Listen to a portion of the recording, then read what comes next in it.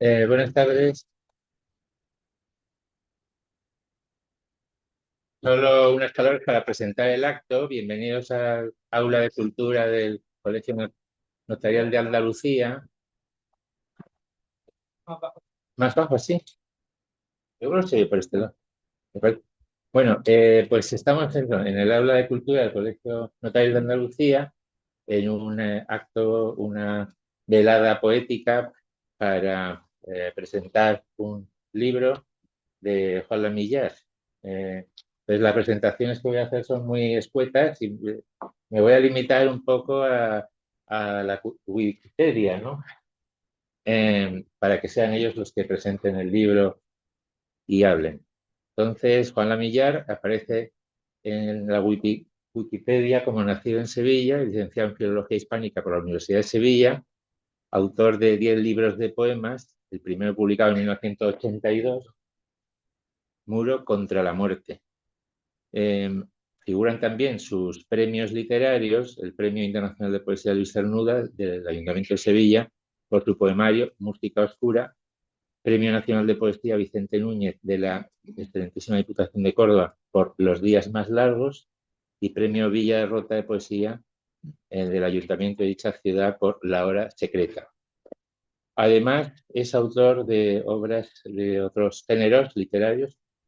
Ha escrito un libro, Cervantes y Sevilla, otro a Luis Cernuda desde Sevilla, y distintos ensayos, eh, entre otros la otra Visinia, El desorden del canto o Notas sobre Venecia. Eh, Ha participado en la recuperación de la obra del poeta de los Palacios, Joaquín Romero Murube, del que es biógrafo y ha colaborado en la reedición de su obra. Esto para mí tiene especial interés porque he sido notario de los Palacios 23 años y, y hemos hecho cosas allí en los Palacios sobre Romero Murú. También ha contribuido a recuperar al José María Temán articulista, realizando una selección de sus artículos literarios para la antología Siluetas Literarias. Sobre Ley de Fugas, ha dicho que recopila poemas escritos desde 2008 a 2012. Parece que ha escrito después alguno más, ¿no? Y ya los irá publicando. Mm, pero de momento va por el 2012. Eh, Tienen el común denominador de tratar sobre cuestiones que interesan al autor y que en su vida operan como puntos de fuga, líneas de fuga. La música, la pintura, el humor, la filosofía, la reflexión sobre el paso del tiempo. Y también dice Juan Lamillar que este libro puede considerarse la segunda parte de La nieve roja, poemario que publicó en 2021. Y para presentar el libro va a entablar diálogo con el también poeta José Julio Cabanillas, nacido en Granada, licenciado en Historia, profesor, como ha sido Juan, ¿no? De Lengua y Literatura, poeta, autor de 9 poemarios publicados, los que he visto yo entre 1990 y 2016.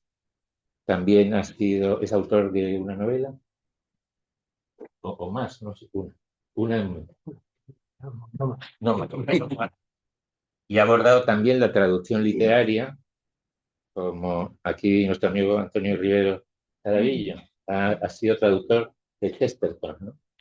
Y algún otro. Pues. Bueno, pues les dejo ya a los dos para presentar su. Vamos a ver si esto se oye bien. ¿No? Yo creo que sería a través de esto. No os preocupéis. Yo tengo muy poca voz. No por el micrófono. No, se oye a través de. A lo mejor que darle un par de No, no, mira. Se oye a través de. Aquí a través de ya, para no forzarla. Si no se oye, que levante la mano. ¿Ya? ¿Se oye bien? ¿Sí? Sí, pues ya, venga. Este libro se llama Ley de Fuga. Y es una ley y es de fuga, que existe un hecho jurídico. Mira qué sitio de elegir este hombre para presentar un libro delante de todos los abogados. Porque yo además, cuando leí el libro, dije, esto va a ser la ley de las fugas de Bach. 4 voces que empiezan la misma melodía, pero en distintas tonalidades, uno primero, después le sigue el otro. Y me dice, no, no, no, no, esta es la ley de fuga. Digo, me fui, como usted, a la Wikipedia. La ley de fugas consiste en que si va junto con la ley de custodia. Si tú estás custodiando a un prisionero, a un preso, y te ataca el enemigo, entonces está autorizado para matarlo, ejecutarlo, ¿vale? Yo soy, naturalmente, yo prefiero ser el que ejecuta al ejecutado, pero bueno, aquí está la cosa. O sea, hay una tensión a lo largo de todo el libro. Vamos a ver, aquí quién gana, uno u otro. Sin más. Entonces, hasta que no me aclaró esto, Juan, y yo me lo aclaré en la Wikipedia, la verdad es que no entendía que venía este primer pueblo. Si tú de la ley fue lo voy a leer, porque mi obligación es mm, facilitar la lectura de ustedes. Los tropezones que yo me he dado ya lo he ido corrigiendo. Se llama ley de fugas, que es lo que da título al libro. Si logras apresar al que te tiene preso, ejerce sobre él estricta vigilancia. Condúcelo por ásperos caminos, por sendas laberínticas, lo mismo que él te tuvo encadenado a la lenta sucesión de los días. Sea audaz centinela, dispara por la espalda al tiempo que se escapa. ¿No ven? ¿Quién me tiene preso? ¿El tiempo a mí o yo a él? ¿Quién gana esta lucha? Entonces, toda, todo este libro es una tensión dinámica de enfrentamiento entre el lector, el escritor por supuesto, pero en este caso ustedes o yo mismo, y el tiempo. Tiempo con todo su ejército, a saber, la fugacidad, la vejez, la muerte, la angustia, el olvido, la nada y la tontería esa que se llama vanidad y gloria, que no sirve para nada. Y al otro lado está la capacidad que tiene el hombre de indagar su propia condición y por lo tanto la condición de los demás hombres con los instrumentos que tiene. Y él aquí utiliza varios instrumentos. La filosofía, la pintura junto con algún trazo de escultura, la música. Créanme que, a ver si me explico. Este señor es la enciclopedia con dos patitas. Yo no he visto un hombre que haya leído más, de verdad, o sea, más que Abelardo Linares ha leído este hombre, una cosa tremenda lo que ha leído. Eh, Todo eso lo ha absorbido, es que lo ha absorbido y entonces crece que cuando Juan Lamillera está hablando de pintores contemporáneos o de la piedra Rondanini, etcétera, etcétera, es que lo ha visto y lo ha bebido y lo ha sentido, no es un erudito, ¿vale? ¿Cómo diría yo? Verán ustedes, cuando Juan y yo empezamos a escribir por allá por la facultad, allá por los años 70 y finales y comienzos de los 80 y tanto, la poesía social se había ido a la porra. Entonces lo que había emergido era lo que se llamaba la poesía culturalista, que era un tipo de poesía que consideraba que la raíz hispánica de aquella poesía, porque era un poco galdosiana, de comer los potajes, ¿verdad?, de garbanzo, de carpanta, y que yo era una gente europeísta, cultísima, y entonces hacían un poco, había algo que chocaba, repugnaba un poco, porque, oye, yo recuerdo que había un poeta que hasta ponía entradas en cirílico, la leche, otro en alemán, tío, porque van sobrados. Si la poesía es la integración de la condición humana, ¿vale? Eso. Bien, Juan, su primer libro se llamaba Muro contra la muerte. Y ya ahí había cosas sobre arte, ¿verdad?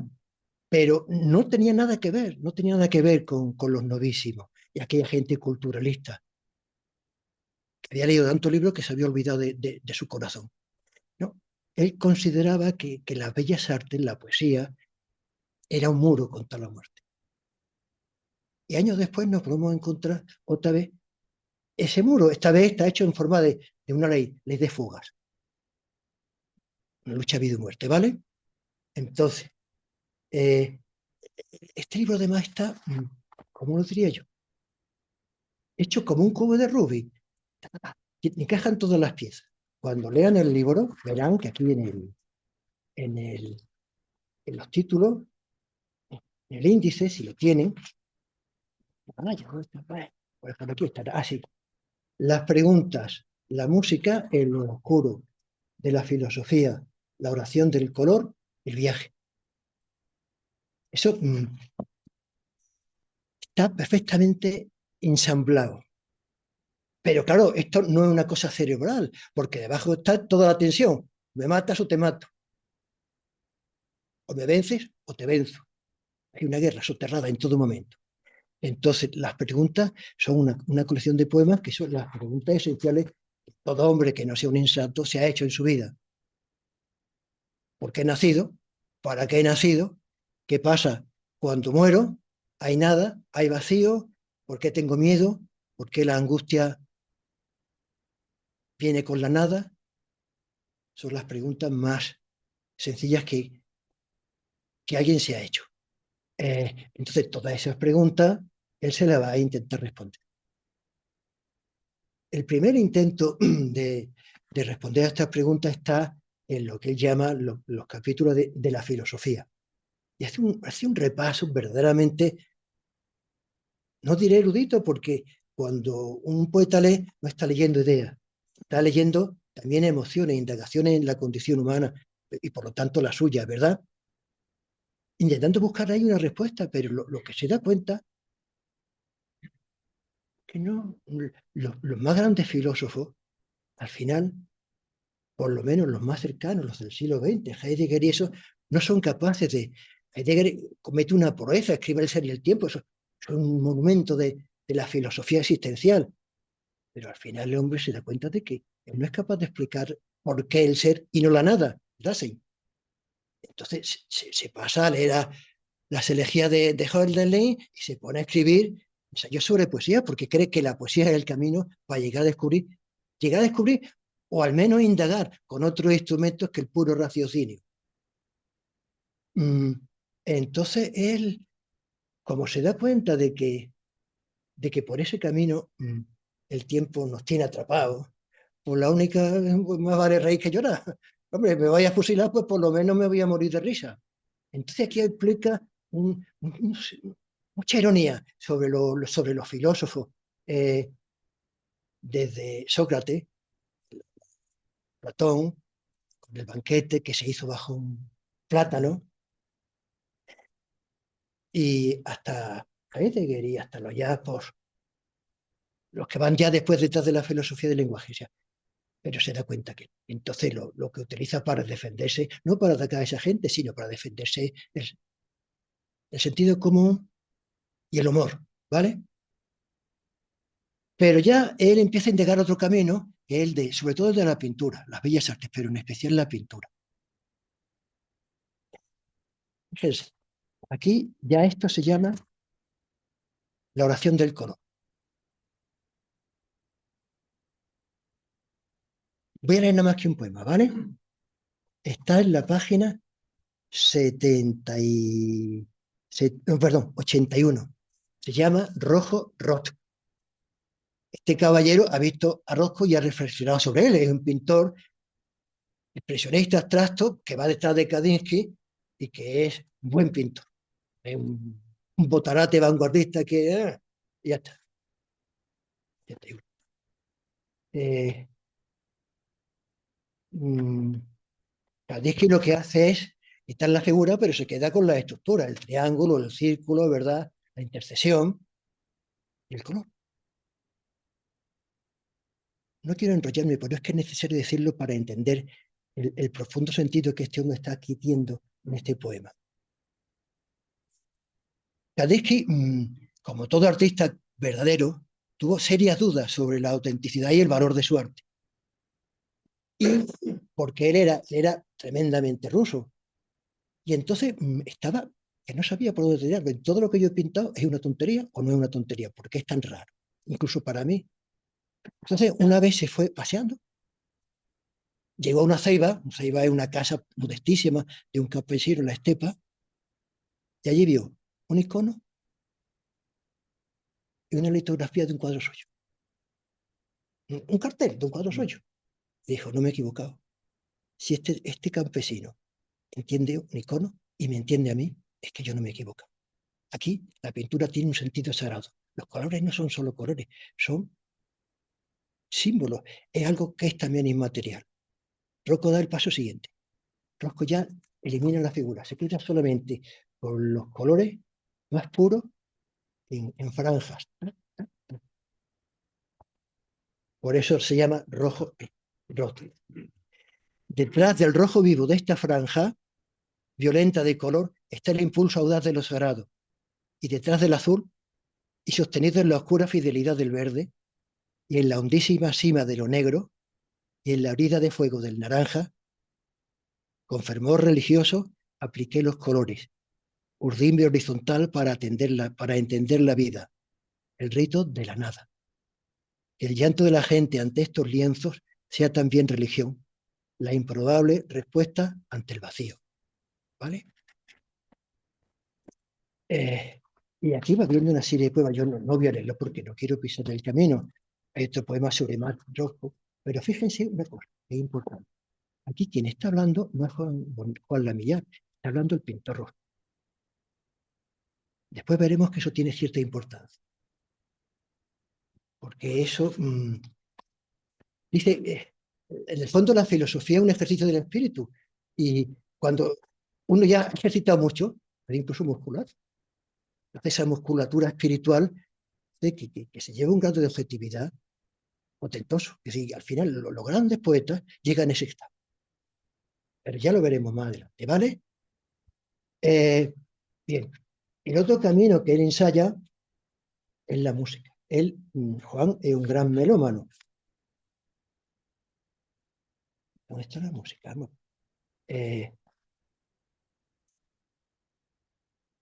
¿Puede salvarnos la música? Se planteará. ¿Puede salvarnos? Nada más que dos poemas muy breves para leerlo. La música es lo oscuro. He apagado las luces.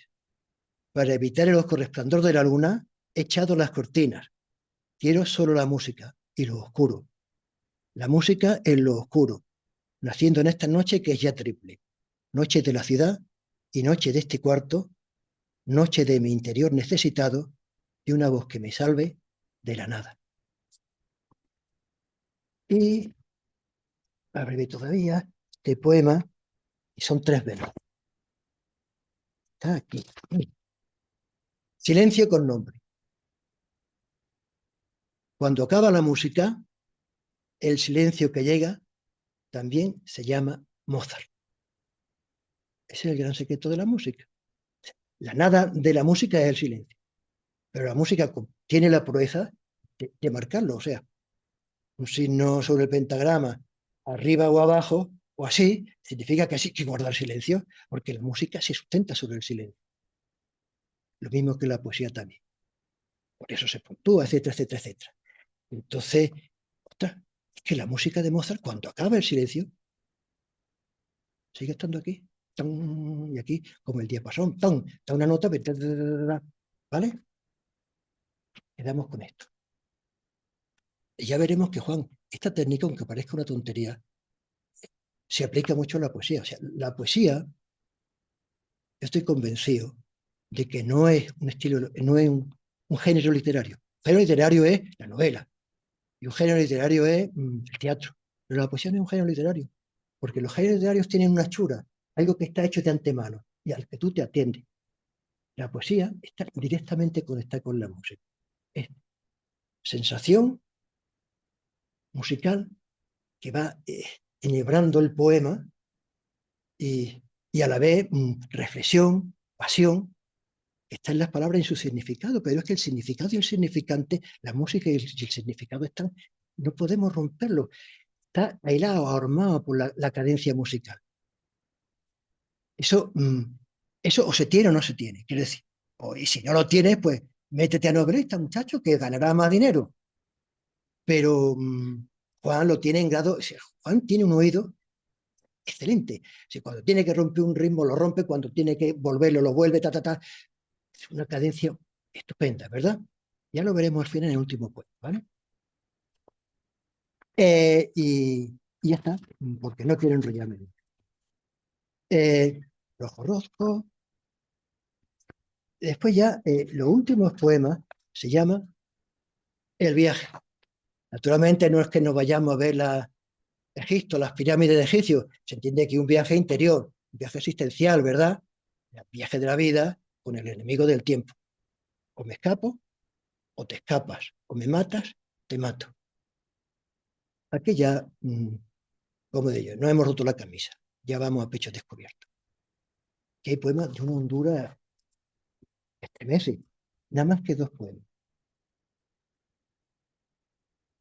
El tatuaje. Un soneto es una cosa que exige cierto equilibrio entre pensamiento y emoción. Se llama así. Las primeras palabras están entrecomilladas, ¿vale? Porque es como si estuviera escrito. Propiedad de la muerte. Estas palabras las llevamos tatuadas en el pecho. Sierpes dispuestas en vilo y al acecho con sus estragos y sus abracadabras.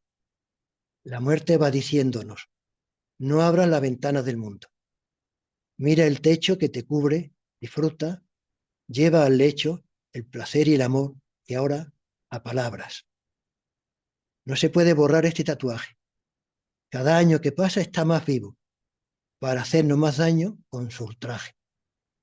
Ni retrocedes, ni retrocedes, ni el tiempo es compasivo. Acompasado está como el viaje. Y numerada sigue la cifra del cautivo. No hay escapatoria. ¿Pero ven? ¿Hay escapatoria? ¿O sí o no? Él se ha pasado todo este libro indagando. ¿Habrá una salida? No da una respuesta.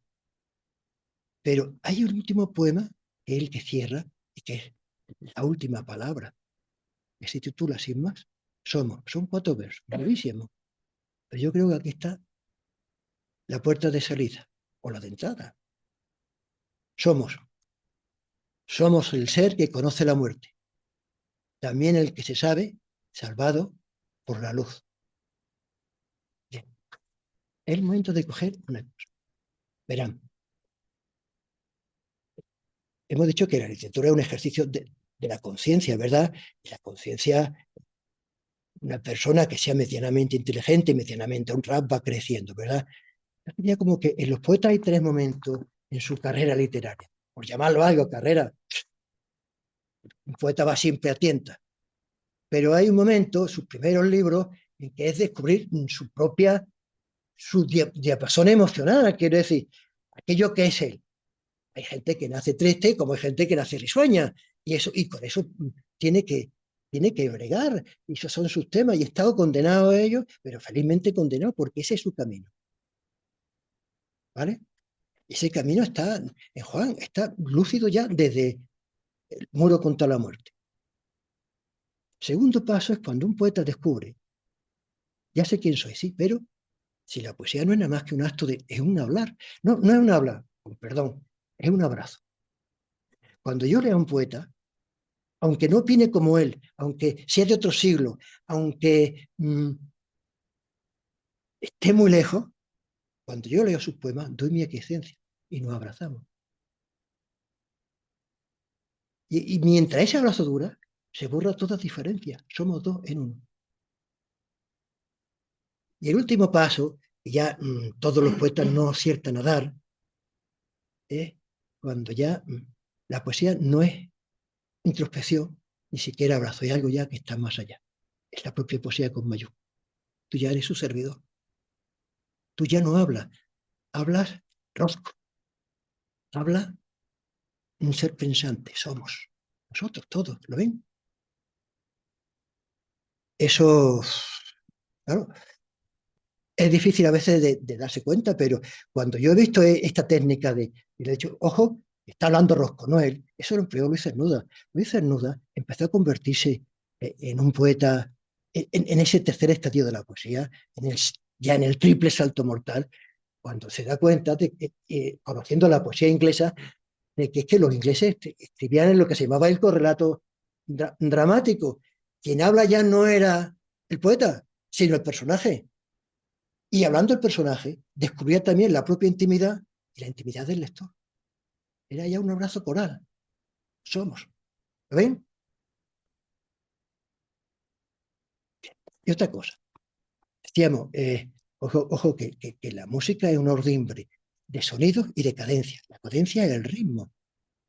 El ritmo muerto se llama métrica, es como el cadáver, pero el ritmo vivo son los andares marchosos de un torero o de una bailadora. Eso es una maravilla, es un cuerpo vivo. Y ahí hay ritmo, ¿verdad? Pero también sabemos que por la música cada instrumento tiene, ¿cómo se llama? Un timbre. No solo que todos los violines tengan el mismo timbre, no, no, cada violín tiene un timbre. Por eso unos violines van a hartar y otros son... Verán, aquí este Juan no ha pegado de matute con esta aparente sencillez una cosa muy sencilla. Somos el ser que conoce la muerte. Cuando yo daba clases, felizmente ya he dejado de darla, le decía a los muchachos, cierra los ojos. Mm. Yo los dejaba abiertos por si alguno se escantillaba. Y decía, oh, ¿eso qué es? ¿Claro o oscuro? Indefectiblemente todos decían, oscuro. Siga con los ojos cerrados. Ah, ¿eso? Claro, cabanilla, claro, claro, muy bien. Y de ahí, y chicha ni limonada. Vale, fíjense ustedes. Aquí hay una dimensión trágica. El hombre es el ser que conoce la muerte, pero el que se sabe salvado por la luz. Vamos a la parte negra, digamos, ¿verdad? Pues si no supiéramos que muriéramos, sería estupendo, nos morimos y ya está. Pero ¿por qué esa convención? Fíjense, somos todos oscuras, que conoce la muerte. ¿Lo ven? Cómo los acentos van cayendo sobre las sílabas oscuras y cómo hay más sílabas oscuras que claras. En cambio, si leemos los dos últimos versos, también el que se sabe salvado por la luz. Fíjense que aquí solo hay una vocal oscura, y porque no hay más remedio que ponerla, porque es que luz no tiene otra manera de escribirse, ¿verdad? También el que se sabe salvado, una cosa tremenda, ¿verdad? La sensación luminosa, que a lo mejor ni siquiera el poeta es consciente, pero está ahí, y está también en nosotros. Esto nos está diciendo algo poderoso, por muchos caminos, por cadencia, por timbre, por reflexión. Mire usted, el hombre es una inmensa paradoja, que es a la vez trágica y luminosa. Somos. Ya está. Yo no tengo más que decir. Nada más que disfruten mucho de este buen libro y a gozar. Porque todo lo que he sufrido para presentarme esto, hasta que me enteré de lo de la ley de fuga, no sabía yo.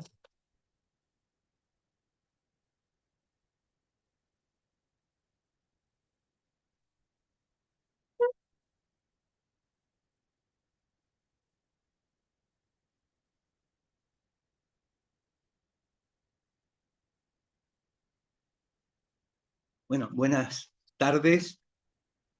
Agradezco en primer lugar al Ilustre Colegio de Notarios de Andalucía, en la persona de Pachi Aranguren, la invitación a presentar eh, esta ley de fugas y agradezco mucho a José Julio esa lectura tan atenta, tan minuciosa, que se ha detenido hasta en las vocales claras, en las vocales oscuras, que es verdad que uno no piensa en eso cuando lo escribe. Pero vamos, yo creo que sería una descortesía, eh, estando en el colegio de notarios, no leer un poema inédito que se llama El Testamento y que está dedicado a Javier Feaz. Para hacer testamento hay que afeitarse. Uno no puede ir a tratar de la muerte y sus trámites con barba de 3 días. Y además, no olvidemos la seriedad de los notarios, heridos todavía por el verso festivo de Neruda. Para hacer testamento con cierto desenfado, prescindamos del ritual de la corbata, subamos varios grados el tono de color de la camisa y procedamos al redactar el documento como quien no quiere ni querrá la cosa en sí, el asunto que nos trae, el sin vivir que acabaremos firmando complacidos, y que se note el vigor de la rúbrica, que no va con nosotros tan ardua ceremonia, estos folios tan serios y timbrados que más tarde, alcanzarán los ojos de nuestros herederos. Bueno, el libro se llama Ley de Fuga, ya supongo que lo sabrían, y José Julio le ha explicado también, era la ley que permitía disparar por la espalda al preso que supuestamente huía, porque muchas veces le decían que se fuera y aprovechaban para dispararle. Es un libro que ya tiene 12 años, y a propósito de años se me ha olvidado decir que son casi 50 años los de amistad y de poesía con José Julio. Coincidimos en el año 76. Yo no era alumno del Instituto Becker, pero allí se formó una tertulia que la llevaba Carmen Báncora, que era una profesora amiga de Julio Uceda, que entonces estaba todavía en Irlanda, y allí nos reuníamos, sacamos una revista a ciclostil que se llamaba Albatros, muy mal encuadernada, con una tipografía, pero bueno, que allí colaboró Paco Bejarano, publicamos nuestros primeros poemas, y la primera lectura pública que dimos José Julio y yo fue en la biblioteca pública, la calle Alfonso XII, en diciembre del 81. Nos presentó Jacobo Cortines, que no está aquí porque está fuera, está en Madrid, pero hubiera sido estupendo que estuviera aquí rememorando esos 40 y tantos años de poesía y también y sobre todo de amistad. Igual que hay aquí amigos muy cercanos, más recientes, o como Rafael Adolfo Tellez, de esa época de los años 70. Ley de Fuga, vuelvo al libro, son poemas que son del mismo periodo del anterior, La nieve roja, acaban del 2008 al 2012, con lo cual tengo bastantes poemas de estos 12 años que, bueno, todavía no he organizado en forma de libro. Yo supongo ya al haber publicado pues siempre te da como más libertad, entre comillas, para acometer los siguientes. Ya ha hablado muy bien, detenidamente, José Julio, de las 5 partes. Evidentemente, nada más que con ver los títulos que él ha leído, se ve que son temas muy concretos, 5 temas que no son nuevos en mi poesía y que siguen, digamos, vigentes en los poemas inéditos. Sí hay aquí, y lo ha señalado José Julio, sobre todo en la parte de los filósofos, una mayor tendencia al humor, a la ironía, que no es nueva en cuanto a escritura, pero sí en cuanto a publicación. Amigos que están aquí saben que a mí me gusta mucho la poesía satírica y tal, y bueno, tengo escrito bastante, pero he publicado muy poco. Y en este caso, pues todo, ahora leeré algunos de los que no ha leído José Julio, que sí tienen un tinte más irónico sobre Platón, sobre Kant, pero desde ese punto de vista irónico. El primer apartado habla del tiempo. Leo el primero, ya que le da título. Ley de fugas.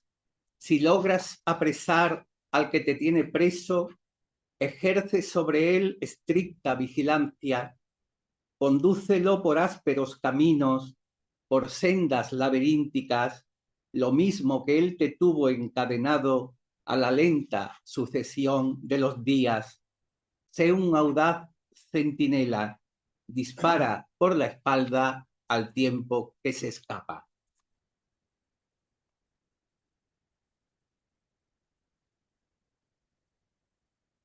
Bueno, aquí que estamos cerca de la Alameda, un poema que se llama César y Héroe. En un tiempo prestigioso y lejano, habitaron los dioses, los héroes heredaban las hazañas, hoy quedan las memorias, rituales vacíos, estampas en el mundo de los sueños, los símbolos vivaces, imágenes cansadas de la ausencia. Aquí, sobre columnas de un templo derribado, miran César y Héroe la ciudad confiada, desde el pie los contemplo, desgastados por la lima de siglos, tan presentes que siguen saludando el futuro. Preguntamos qué los hace durar, vivir tan largamente en un tiempo que es breve y darse como ejemplo de justa permanencia, de equilibrio.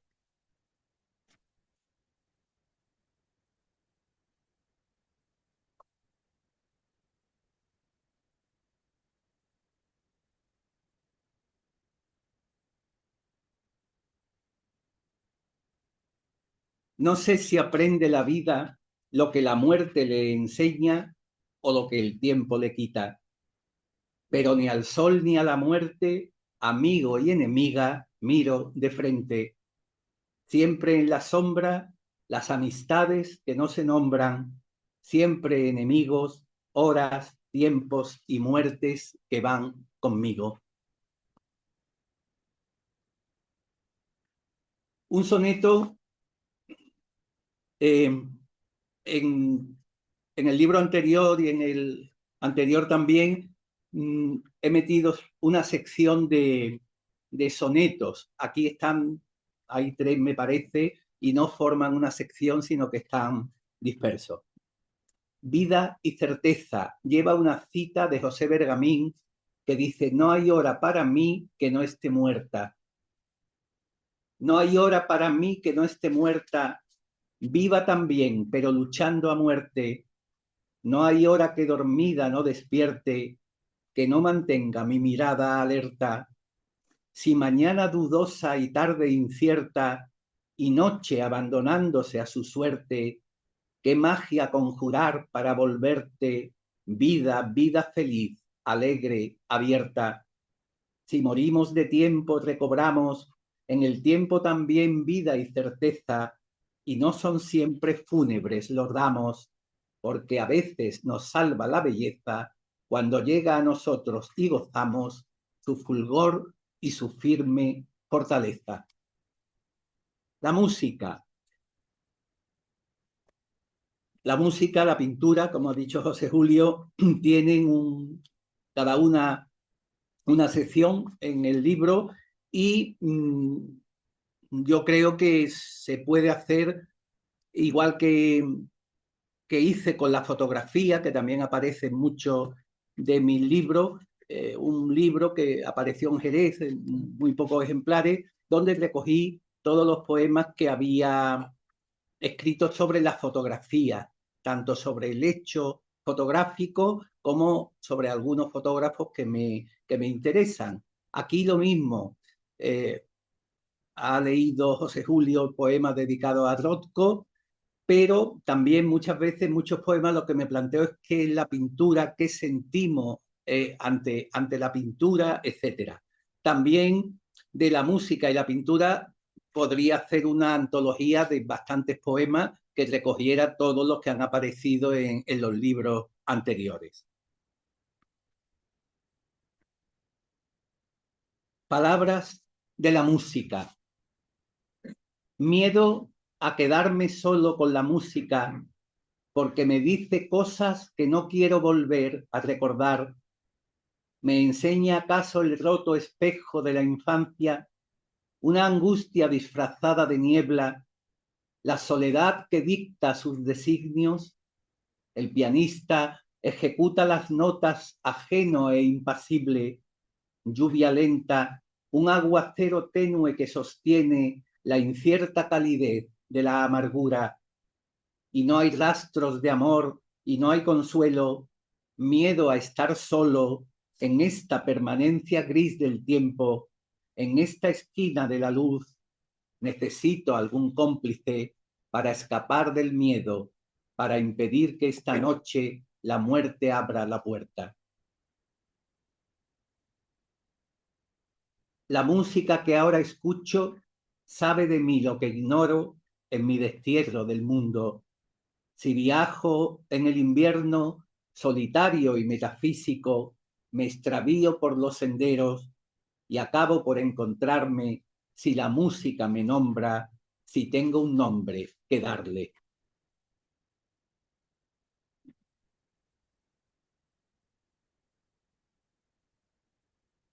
Yo creo que el equivalente en música a Rothko es Morton Feldman, compositor americano, que tiene un cuarteto, que un amigo pintor, Gerardo Delgado, fue una vez a Madrid a escucharlo. Dura 6 horas el cuarteto de cuerda que dura 6 horas. Morton Feldman: hago lo que me dicen los sonidos, son más libres que yo. Para mí lo importante es la silla adecuada y un bolígrafo, y esperar que me llamen y convertir sonidos en metáforas, dejarlos que respiren. No sé de qué está hecha la música que escribo, sé que cambia mi vida con sus órdenes, obedezco a su fuerza, que hace fuerte mi voz, y no pago tributos a la historia. Pueblo solo un espacio comprometido con la vida.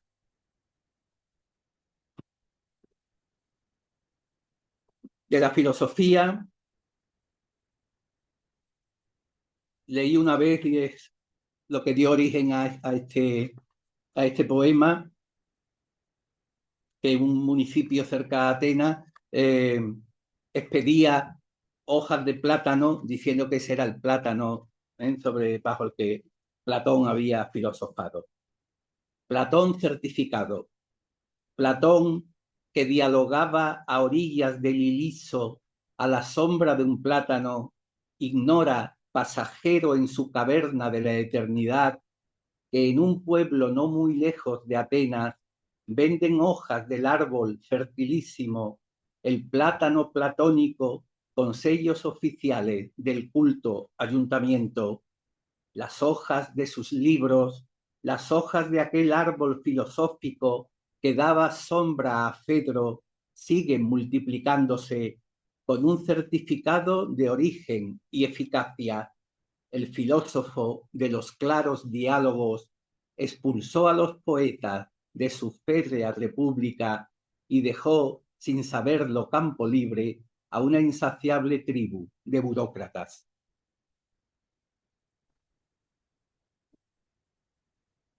Parece que cuando en Königsberg se casan las parejas,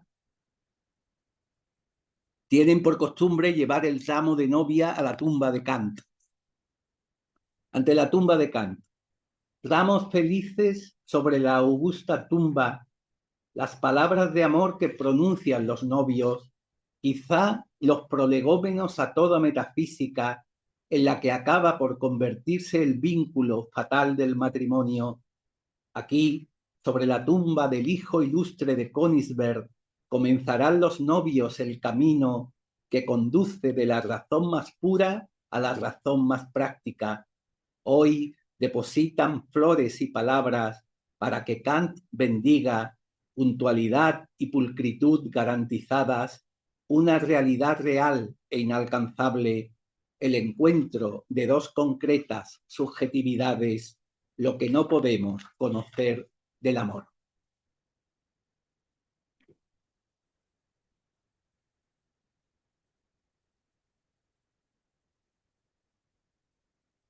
Dentro de la pintura, la mirada, ni frente a ni al lado, dentro, haciéndola nacer eligiendo los trazos y colores, guiando los pinceles, la mano del artista mirando su mirada, en un juego de ojos y de espejos, miradas que se encuentran en ese raro territorio primario y primitivo, manos que crean un mundo, miradas que no ignoran los límites impuestos por un juego de azar que baraja visiones y nos entrega imágenes para poblar con ella nuestra esperanza, nuestras soledades.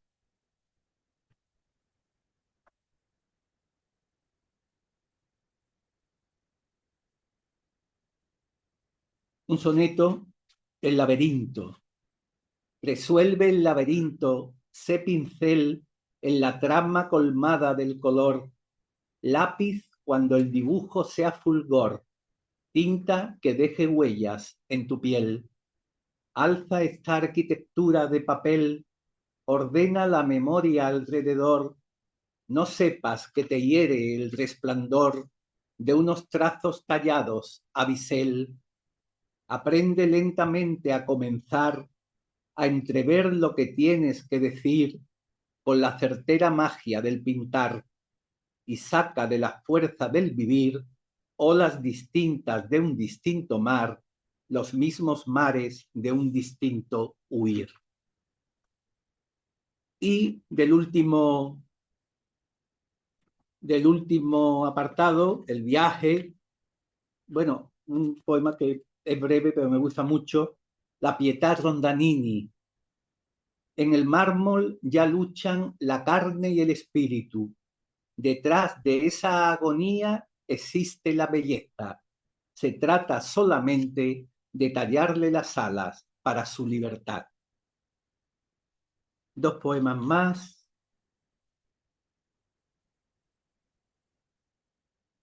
El viaje. La muerte es una obra de un solo personaje. Abstenerse curiosos, letrados, paseantes, todo aquel que pasaba y se asoma a un viaje que siempre es el de otro, el ajeno, el distante. Se va solo el solista, no quiere figurantes, aunque todos saludan, no lo despide nadie.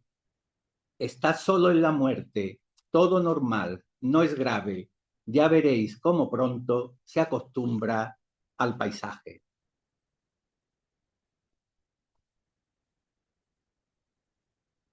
Este trabajo manuales está escrito un alumno, yo compartí también el oficio de José Julio y de algunos amigos que están por aquí, y en una guardia, cuando teníamos que meternos en la guardia, pues había un alumno que estaba haciendo trabajos manuales y habrían comprado una calavera sobre un libro y por lo visto el trabajo consistía en pintarla, en darle color.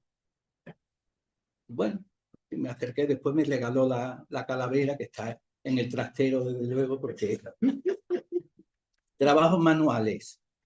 Con témpera amarilla está pintando la clara calavera de escayola, está pintando su retrato futuro con un color inapropiado, mejor el blanco sucio, el marfil, mejor el color hueso. Pero ¿qué importan estos colores vivos? Mejor que disimulen el espanto, la pequeña certeza que ahora la mano alza para pintar de un tenue color negro unas líneas finísimas que tracen las fronteras de los huesos. También oscura, una mirada que no existe, adivinada en los huecos de los ojos, y ahí se adentra el pincel para añadir oscuridad, vacío, silencio, nuestro más fiel retrato, nuestra nada.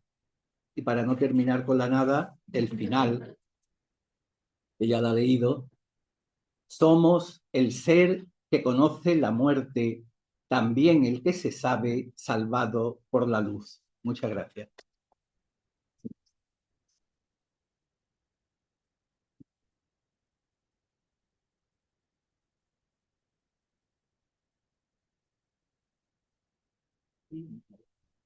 Sí, José Bueno, Julio tenía... me dicen, se lo he preguntado, que si alguien quiere intervenir o preguntar algo a cualquiera de ellos, pues puede hacerlo, si tiene alguna pregunta.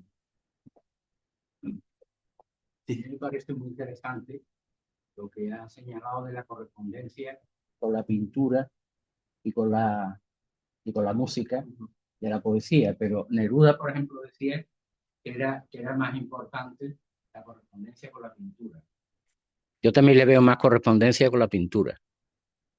Bueno, en realidad, bueno, la pintura como contemplación, pero yo creo que más con la música, porque el poema es también música, es también ritmo. Es decir, que, claro, como tema, los dos son temas interesantes, muy tratados, y, y por una parte hay muchos escritos sobre pintores, ¿no? Los poetas, de los temas, pero también hay muchos sobre la música. Es decir, que yo creo que hay un equilibrio entre las tres artes, pero digamos, técnicamente está más cerca de la música porque la poesía tiene su propia música, ¿no? Una cosa que te quería preguntar, cuando has leído el poema sobre las parejas que van a Königsberg, ya no van a Königsberg, van a Kaliningrado. Sí, ya, Porque Königsberg era prusiano sí, y ahora Kaliningrado de la Federación Rusa. sí, ya sabía yo que, pero Habéis citado también a Heidegger, que dice que somos palabras, que somos lenguaje, ¿eh? Y Wittgenstein, el del Tractatus, dice que estamos en pelea continua con el lenguaje. Y ya el poeta más todavía, ¿no? Pero el poeta está en pelea y abraza al mismo tiempo el lenguaje. claro, hay un poema que no he querido leer que también habla de Heidegger. Es un poco también irónico, dice que también la terminología que usaba Heidegger, ¿no? ¿Será ahí donde vive el ser ahí? ¿Es un intermediario con la muerte? ¿Me dejó su tarjeta? Algo así como Heidegger, profesión y destino, un ser para la... No caigo, no recuerdo. Es decir, que también la filosofía, claro, sustenta mucho la poesía y hay filósofos, has citado de Wittgenstein con el lenguaje, y sobre Heidegger que se interesó mucho por la poesía, ¿no? Por los fundamentos del lenguaje. Yo quiero, Juan, que los certificantes los quiero. Hay unos cuantos por aquí. Sí, de verdad todavía no.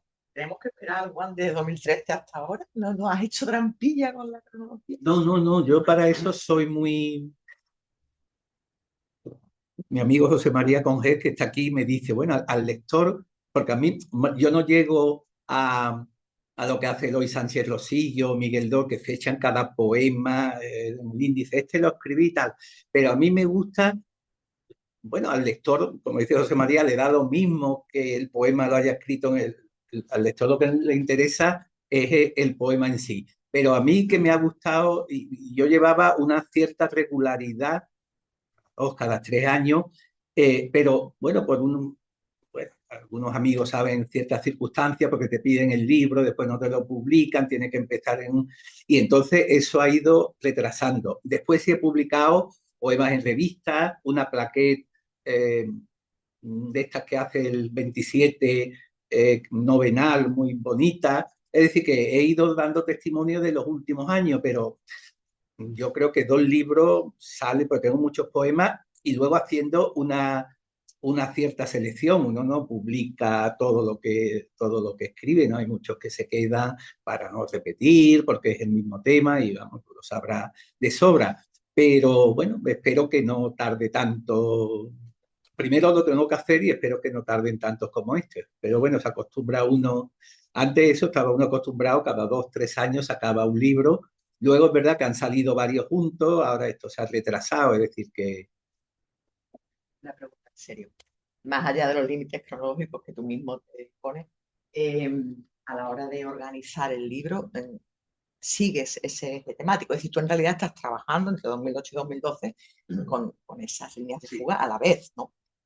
Y mezcladito, supongo, y luego lo Claro, organizas ese es el problema que tengo, porque claro, cuando tú tienes, digamos, un número limitado de poemas, que tú sabes que, bueno, todo no lo vas a publicar, pero que hay una selección sobre un número X, pero ahora es que tengo muchos poemas y ahí el problema es, lo hago cronológico, lo hago temático, es decir, que eso es lo que me tiene un poco, digamos, parado todavía, que no sé cómo enfocarlo, porque en realidad habrá temas que se repitan, es decir, he seguido escribiendo mucho sobre música, sobre pintura, es decir, que serán libros nuevos, pero con temas de siempre. También es verdad que se dice que uno está escribiendo siempre el mismo libro, ¿no? Que no hay más temas, poemas amorosos, poemas, pero el problema, entre comillas, es ese, que tengo mucho material y tengo que clasificarlo y yo creo que haré como esto, es decir, de tal año a tal año que tengo, ordenarlo, porque si no es que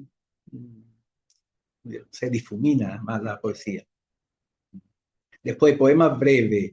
Hago un libro de poemas breves, meto los breves como aquí en las distintas secciones, es decir que...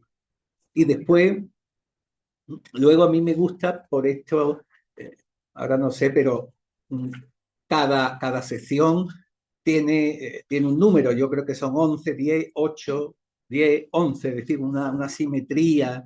Me gusta.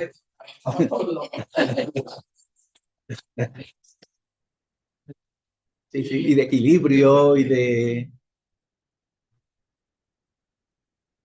Vamos, contado. Sí. Por lo menos. Bueno, ¿alguna pregunta más?